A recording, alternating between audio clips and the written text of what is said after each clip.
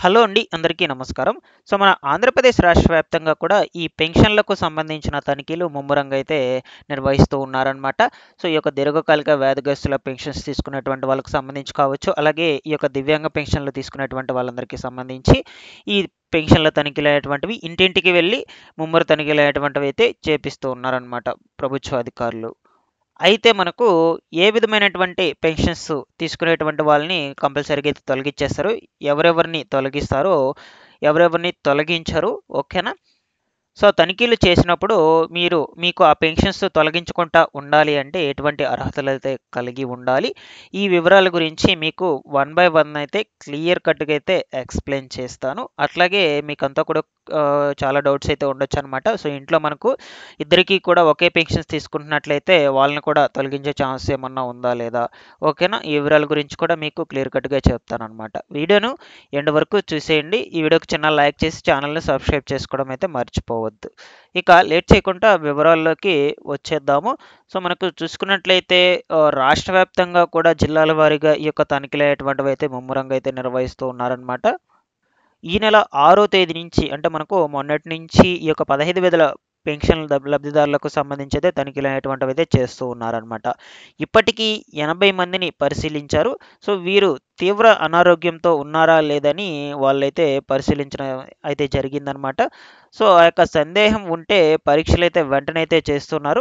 90% వైకల్యం ఉన్నవారికి పరీక్షల్లో 80% అయితే చూపిస్తుందంటూ వాళ్ళైతే తెలియజేస్తూ వస్తున్నారనమాట. మనకు మందుల వాడకంతో తేడా కనిపిస్తుందని, అర్హులు ఎవరికీ కూడా అన్యాయం జరగదని వాళ్ళైతే ఈ యొక్క పెన్షన్స్ తీసుకునేటువంటి వాళ్ళకైతే చెప్పడం అయితే జరిగింది. ఇప్పుడు చాలామంది కూడా ఈ యొక్క దీర్ఘకాలిక వ్యాధిగ్రస్తులకు సంబంధించి చూసుకుంటే వాళ్ళు ఆల్రెడీ ఈ యొక్క మందులనేటువంటివైతే యూజ్ చేస్తూ ఉంటారు. దానివల్ల కొంచెం కొంచెంగా అయితే క్యూర్ అవుతూ వాళ్ళకు ఈ యొక్క వైకల్యం శాతం వచ్చి 90% అయితే ఉండాలి. యాక్చువల్‌గా 90% ఉంటేనే వాళ్ళు ఈ పెన్షన్‌కైతే ఎలిజిబుల్ అయితే అవుతారనమాట. ఆ విధానంలో అయితే వాళ్ళు చెక్ చేస్తారు. ఒకవేళ వాళ్ళకి ఆల్మోస్ట్ ఆల్ అది వీరు వాడేటువంటి మందులకి క్యూర్ అయ్యి 80%కి వచ్చినట్లయితే వీళ్ళకి పెన్షన్ ఇస్తారా? ఇవ్వరా? అనే విషయం మీదైతే మనకు చర్చలైతే జరుగుతూ ఉన్నాయన్నమాట. మనకు ఆ విధంగా ఈ యొక్క ఆ 80%కు తగ్గినట్లయితే వాళ్ళకి పెన్షన్ డబ్బులనేటువంటిదైతే ఏం క్యాన్సిల్ చేసేదానికైతే ఉండదండి. ఎందుకంటే వాళ్ళు అప్లై చేసుకొని పెన్షన్స్‌కు వాళ్ళు ఎలిజిబుల్ అయినప్పుడు వాళ్ళకి యాక్చువల్‌గా 90% ఉండింది కాబట్టి, ఇప్పుడు వాళ్ళు వాడేటువంటి మందుల వల్ల క్యూర్ అవ్వటం వల్ల వాళ్ళకి ఒక 10% అటు ఇటుగా ఉన్నా కూడా వాళ్ళకి పెన్షన్ అనేటువంటిదైతే తొలగించరండి. మాక్సిమం మనకు 10% అటు ఇటు ఉన్నా కూడా తొలగించరు. ఒక 30% కావచ్చు, 50% అట్లా తేడా ఏమన్నా ఉన్నట్లయితే వాళ్ళని వెంటనే అనర్హులుగా అయితే గుర్తించడం అయితే జరుగుతుందనమాట. ఓకేనా? ఇక ఒక 10% అటు ఇటుగా ఉన్నా కూడా ఏం కాదండి. అటువంటి వాళ్ళు ఇబ్బంది పడాల్సిన అవసరం లేదు. వాళ్ళకి పెన్షన్ డబ్బులు అనేటువంటిది కంటిన్యూ చేస్తారు దీర్ఘకాలిక వ్యాధిగ్రస్తులకు. ఓకేనా? మొత్తంగా మనకు ఈ 6 మంది ఈ యొక్క పెన్షన్ తనిఖీలు అనేటువంటివి ముగ్గురు చొప్పున 2 బృందాలుగా ఏర్పడి ఈ తనిఖీలు అనేటువంటివి అయితే చేస్తూ ఉన్నారనమాట. వీరితో పాటుగా చూసుకుంటే జీజీహెచ్, అదేవిధంగా ప్రాంతీయ సామాజిక ఆసుపత్రుల్లోని సిబ్బంది, సచివాలయ డిజిటల్ అసిస్టెంట్ కావచ్చు, గ్రామ స్థాయి అధికారులు పాల్గొంటూ ఉన్నారనమాట ఈ యొక్క తనిఖీల్లో. మనకు యాక్చువల్‌గా ఈ యొక్క వైద్య బృందాలు డైరెక్ట్‌గా ఈ దీర్ఘకాలిక వ్యాధిగ్రస్తుల పెన్షన్స్ తీసుకునేటువంటి వాళ్ళ ఇంటి దగ్గరికే వెళ్ళి ఈ యొక్క వైద్య పరీక్షలన్నీ కూడా చేస్తూ ఉన్నారనమాట. వివరాలను సంబంధిత యాప్‌లో అప్‌లోడ్ చేస్తూ ఉన్నారు. సంబంధిత యాప్ అంటే ఇది ఈ యొక్క ఎన్టీఆర్ భరోసా పెన్షన్ స్కీమ్‌కి సంబంధించిన యాప్ అనేటువంటిది ఉంది కదా! దాంట్లో అయితే అప్‌లోడ్ చేసేస్తారనమాట వెంటనే. వాళ్ళు తీసుకున్నటువంటి వివరాలు మొత్తం కూడా గ్యాదర్ చేసినటువంటి వివరాలు మొత్తం కూడా. ఓకేనా? దాని తర్వాత మనకు అదే సమయంలో రాతపూర్వకంగా కూడా మనకు ఈ యొక్క దస్త్రాలను తయారు చేసి డిఎంహెచ్ఓకి కూడా ఇస్తూ ఉన్నారనమాట. ఓకేనా? ఈ 15,000 రూపాయల పెన్షన్ తీసుకున్నటువంటి వాళ్ళు ఇంచుమించుకు 358 మంది అయితే ఉన్నారు.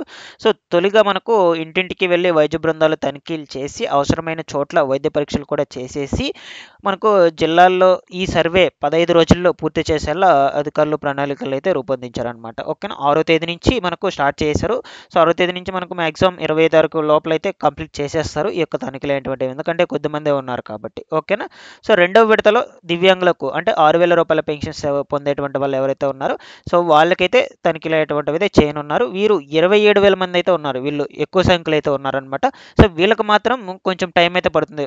నాకు తెలిసి ఒక 1 మంత్ టైం అయితే తీసుకుంటారు. ఎందుకంటే చాలా మందే ఉన్నారు కాబట్టి తనిఖీలు చేసేదానికి లేట్ అయితే అవుతుంది కాబట్టి అందువల్ల 1 మంత్ అయితే తీసుకునే ఛాన్స్ అయితే ఉండొచ్చు. వారికి ధ్రువపత్రం మంజూరు చేసిన వైద్యులైనా సరే వాళ్ళ మీద అయితే చర్యలు తీసుకోవాల్సి అయితే ఉంటుందని అధికారులకైతే ఆదేశాలు అయితే జారీ చేశారనమాట. ఈ తనిఖీల్లో అనర్హులుగా తేలినట్లయితే వెంటనే వాళ్ళని తక్షణమే అక్కడికక్కడే పెన్షన్ల నుంచి అయితే తొలగించేందుకు సిద్ధంగా అయితే ఉన్నారనమాట అధికారులు. ఓకేనా. సో మనకు మ్యాక్సిమం ఈ 15,000 రూపాయల పెన్షన్స్ తీసుకునేటువంటి వాళ్ళకి సంబంధించి ఈ 20 తేదీకైతే అయిపోతాయి అనమాట. నెక్స్ట్ వెంటనే ఈ దివ్యాంగుల పెన్షన్లకు సంబంధించి అయితే ఈ తనిఖీలు అనేటువంటివి అయితే స్టార్ట్ చేసేస్తారు. అది కూడా డైరెక్ట్‌గా ఇంటి దగ్గరికే వచ్చేసి ఈ తనిఖీలు అటువంటివి అయితే ఉంటాయండి. ఓకేనా. ప్రాపర్‌గా అన్నీ చెక్ చేస్తారు. సర్టిఫికేట్‌లు ఈ సదరం సర్టిఫికేట్స్ ఉన్నాయి కదా! మెయిన్ దాంట్లోనే చాలామంది కూడా బోగస్ పెన్షన్స్ తీసుకున్నట్లు ఆరోపణలొచ్చాయి. అందుకొరకు ఖచ్చితంగా సదరం సర్టిఫికేట్స్‌ను కరెక్ట్‌గా చెక్ చేస్తారు వాళ్ళందరూ అధికారులు వచ్చినప్పుడు. ఓకేనా. సో ఈ విధంగా మనకు ఈ యొక్క బోగస్ పెన్షన్స్‌లను తీసుకున్నటువంటి వాళ్ళందరినీ కూడా ఖచ్చితంగా అయితే తొలగిచ్చేస్తూ ఉన్నారనమాట. ఇంక నుంచి మనకు కేవలం అర్హులకు మాత్రమే పెన్షన్ డబ్బులైతే ఇస్తారు. అనర్హులనైతే ఖచ్చితంగా నిర్దాక్షిణ్యంగా అయితే తొలగిచ్చేస్తూ ఉన్నారు. ఎప్పటికప్పుడు అప్డేట్స్ అయితే ఇస్తూ ఉంటాను. మన ఛానల్ నుంచి ప్రతి ఒక్కరు కూడా మన ఛానల్‌ని సబ్స్క్రైబ్ చేసుకోవడం అయితే మర్చిపోవద్దండి. అలాగే ఈ వీడియోను అందరికీ షేర్ చేసి లైక్ చేసేయండి.